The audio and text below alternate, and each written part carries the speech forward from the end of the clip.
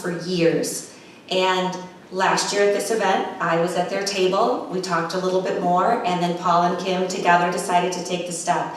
This is not an overnight decision, so we provide opportunities for people to get their toe wet.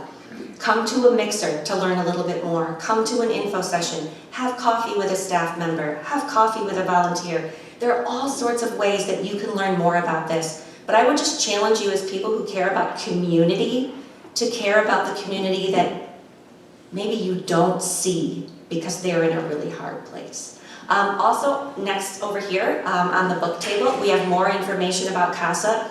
If this interests you, please pick up anything you like from that table. But one of the asks we always make is, it might not be you that can volunteer, but you might know someone that would make an excellent volunteer. And when we actually sit down and ask our CASA volunteers, why did you become a CASA volunteer? Many times they say, because someone said to me, you would make a great CASA volunteer. Marnie's in the back over here. Marnie is a CASA volunteer because her friend Nancy said to her, you would make a great CASA volunteer. That was about 10 years ago. Marnie waited until those boys at her table grew up. And now Marnie's a CASA volunteer. So it took Marnie 10 years to decide. And that's okay, we're so glad to have her. But think about the people in your life that you could say, you would make a great CASA volunteer. Thank you.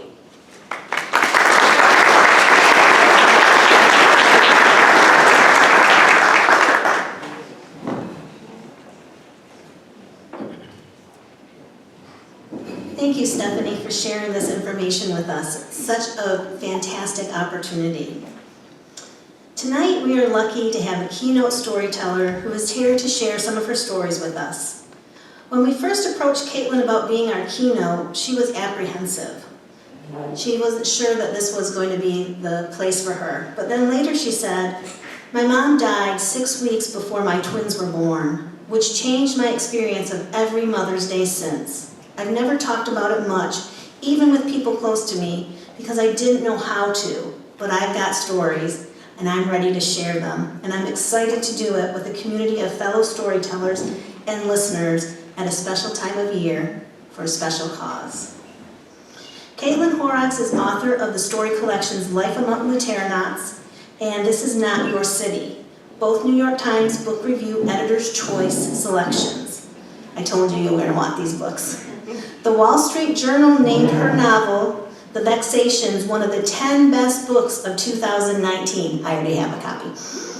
Her stories and essays appear in The New Yorker, the Best American Short Stories, the Penn O. Henry Prize Stories, the Pushcart Prize, the Paris Review, One Story, and other journals and anthologies. She teaches at Grand Valley State University in the Department of Writing and lives in Grand Rapids with the writer W. Todd Kaneko and their 3 noisy children. So welcome, Caitlin.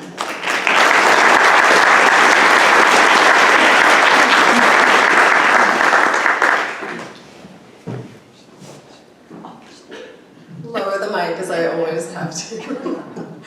I thank you for the introduction. Thank you, Lisa and Ingrid, for the invitation to be part of such a meaningful event.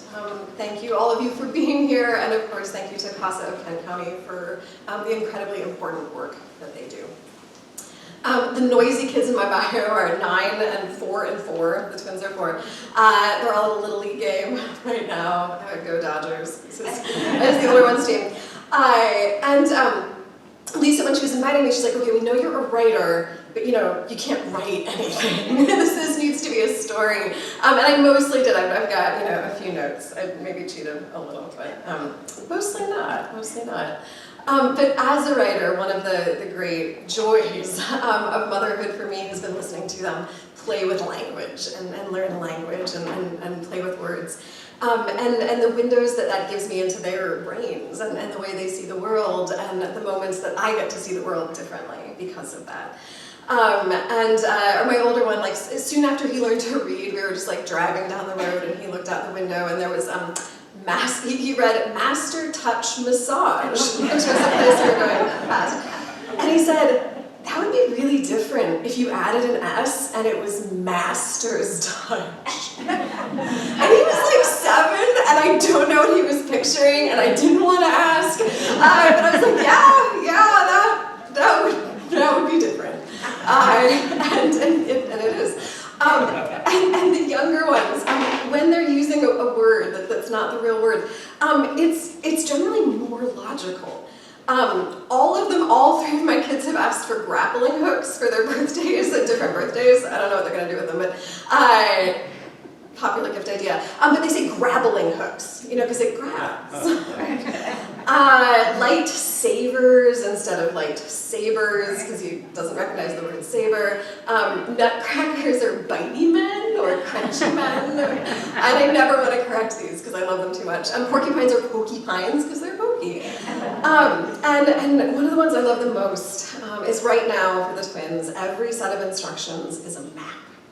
So if we're building a Lego set, it's like, well, get out the map. We need to consult the map. What does the map say to do?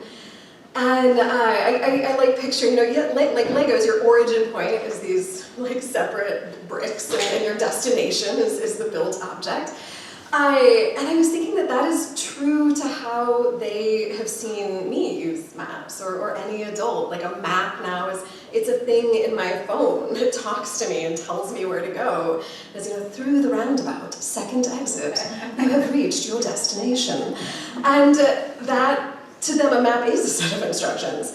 And that's not the way that I grew up with maps. I grew up with analog maps. I grew up with my parents bickering over paper road maps on family road trips. I grew up with this beautiful atlas that belonged to my father, where I would just look at it without any sense of instruction or direction. These weren't places I ever planned to go. They were just places that I was looking at and learning about through the map. And I've been thinking that I think I have had kind of a bad habit of looking at my mother's life and her mother's life sometimes as the instruction kind of maps, rather than the just paper kind of maps, that instead of being their own people and their own landscape, I have looked at it as this sort of set of decisions that I could make or not make, places to go or go, things to do or not do.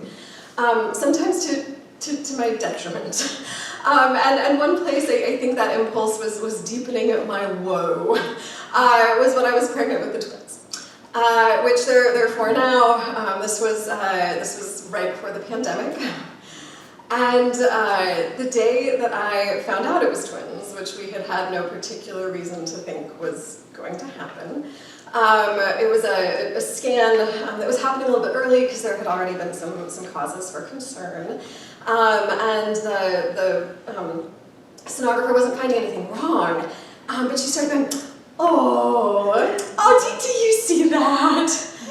And I had no idea what she was talking about. I just saw like a gray smear, but I have this, my impulses towards just sort of agreeability and I'll figure it out later, which again is not a good thing. I'm working on it. But I was like, yeah. And this sort of yes, I'm non-committal, but in a cute way. And then she goes, twins! I said, what? Because this was not, so this was March 23rd, which I know not because I kept any good records of any of my appointments, and there ended up being a lot of appointments at that time, but because I could look up when the governor declared a stay-at-home order, which is what was happening as I left the exam room and walked out to the waiting room, is every face in the place was turned up to the TV in the corner, where non-essential businesses were being shut down, and we were all being told to go home and stay there.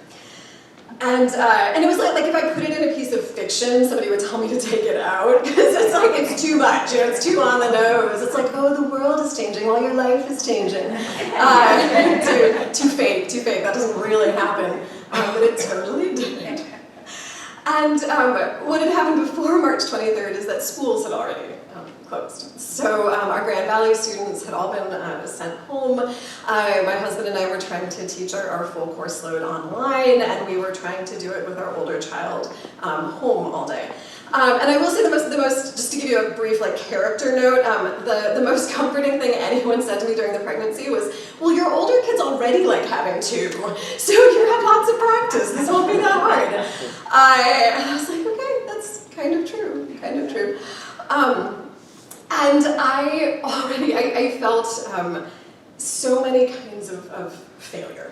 And I'm not saying this was a rational response to the situation, but I felt that I was failing as a teacher. Our students were in varying kinds of distress. I felt that I was failing as a parent because we were just parking him in front of Pokemon so we could try to work, and then he was crazed energy afterwards. I felt that I was failing to gestate the correct number of children. And I had also failed to form one of their umbilical cords correctly. And he ended up being fine. I'm not trying to drum up fake suspense here with baby in peril. But there was this very real chance throughout the pregnancy that he would not, that one of them, and it wasn't going to be, it was very black or white, he was gonna make it or he was going to die. And that was something that could have happened at basically any point. And it was rough. This was just not a good time. There's three brief medical public service announcements in this talk, and this is your first one. That I think postpartum depression has gotten a lot of very essential and important attention, and I think people are more aware of it. It turns out that prepartum or peripartum depression is also absolutely a thing, which if anyone had mentioned to me, I would have met nearly every diagnostic criteria. I had arrived at a place in the pregnancy where I just felt I was failing everyone on every level, and here were two more people, and I was gonna fail them too. And it was just not a good spot to be in, and I couldn't talk my way out of it. I couldn't reason my way out of it. I couldn't logic my way out of it.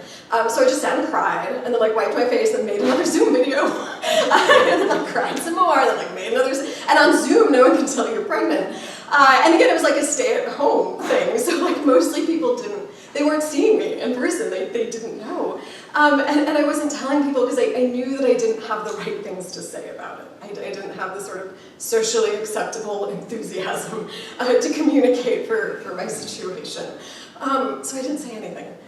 And one of the ways I had already felt I was failing was that I had already been failing to live up to the mark my mother had set as a mom. She was a good mom. She was a really good mom. And she was just loving, caring, supportive, attentive. I felt prioritized, I felt supported. I always knew she wanted me happy, even if we disagreed about what that should look like.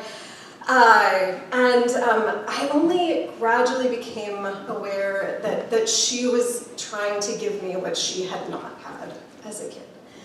And so many patterns and generational patterns, they persist and they're hard to break. And she broke it so totally and so successfully, I did not realize that was even what was happening until significantly later. Partly because she was so good at it. She was very hands-on when I was smaller. When my younger sister was in school, she went back to school. She embarked on a second career. I mean, seeing that was really meaningful to me too. And there was a lot that she just didn't talk about. From her own life, from her own childhood. There was a lot of, my family in general is not great at hard, direct conversations. And that was true of her always. But by the summer of 2020, one of the things that we weren't talking about was how sick she was. She had been diagnosed with cancer in spring of 2018. Your second medical PSA here. It was ovarian cancer, which had been for years ignored or dismissed or misdiagnosed as stomach issues, gastrointestinal. But even then, by the time she was diagnosed, there was still, it was always, there was another thing to try. It was well, we're going to do this. and then we're going to do that. And we can do this, and there's a clinical trial, and it was a very effective clinical trial. It was effective until it wasn't. All the conversations were always sort of the next thing. And I went there in June, and we were running low on next things at that point, but there were still next things. And we had conversations about kind of when was I going to see her again after this? Because it was also, I mean, everybody's like worried about COVID. This is like, it's we were worried about all kinds of germs because she was really sick. So, it was like, well, it's hard to, am I coming here or here, and how are we going to do this with babies? And but it felt like this logistical concern, like how are we all going to get together in one place again once the babies were here? It was, we had questions about kind of how and when, and we didn't have conversations about if. And I think probably a lot of people are not great at having that type of conversation. It's a hard conversation. I think our healthcare system is better at how and when than they are about if types of conversations. And I went back home. She was hospitalized in July. For 2 days there was this sort of, my dad, who was a devoted caretaker, he was amazing through all of this, sort of saying like, don't come, like I'll just keep you updated, but they're running tests and the tests say this.